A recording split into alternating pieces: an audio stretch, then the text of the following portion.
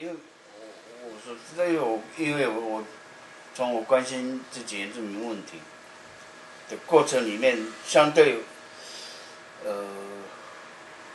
有一个视野就扩散到整个涉及到有一些人类学的部分嘛，包括我去日本，也了解日本，像北海道有些爱奴也是在日本，日本大和民主在整个整并的过程国家维系的部分有很多的那个历史里面都会有一群人在这样一个大时代的变动里面是被挤压受害的嘛。像日本的有一些部落民，也是等于说那个台湾的所谓的游民也一样嘛。像欧洲，比如说像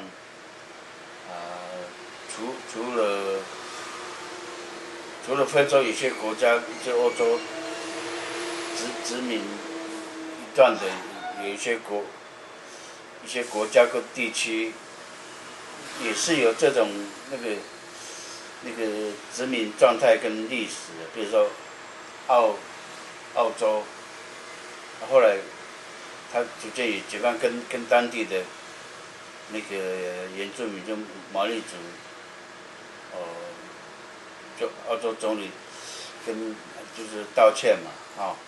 就是把历史过去的那个重新再反省整个族群跟族群的那个关系跟整个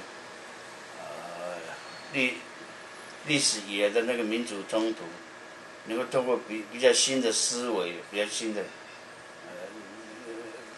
纯人权的那个价值观，那个重新定新的国家政策或者新的国家方向，这个是最近这几年那个整个人类一直在努力的部分嘛。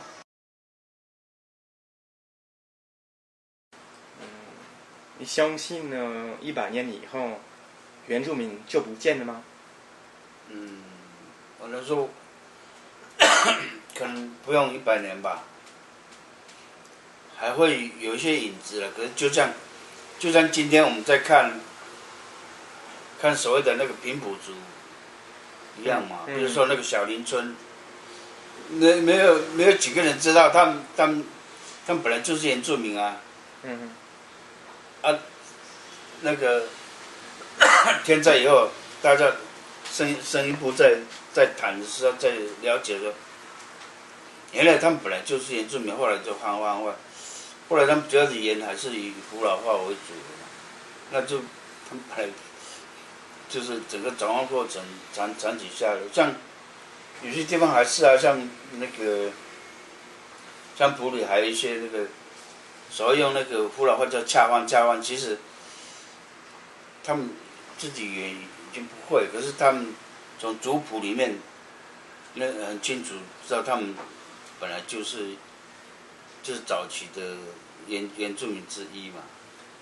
就所谓的清朝时候是熟番的那个部分，像喜拉雅、台南的喜拉雅等等，也都是本来的这个土地原来的原住民，只是说就长期几百年下来，你很难再说他就是原住民，因为基本上他很多的包括信仰或者是文化习俗等等，就几乎全部都汉化了。如果没有很大的那个国家政策做一个自治区，也可能100年后，有些人也许像西拉雅人或者什么的，还勉强有些轮廓吧，因为现在因为台湾太小，交通太方便了，很多文化等等，透过电视什么等等，我看20年30年就够消灭这个文化了，所以更何况大部分的人就必靠大社会生活，像我等许多人必须靠在人群中生活的人，自然而然就脱离了原乡，脱离原来的生活方式啦。以前原住民文化很重要的是跟狩猎啦，或者是采集啦，或者是跟山里有实质互动的关系嘛。那他脱离了以后，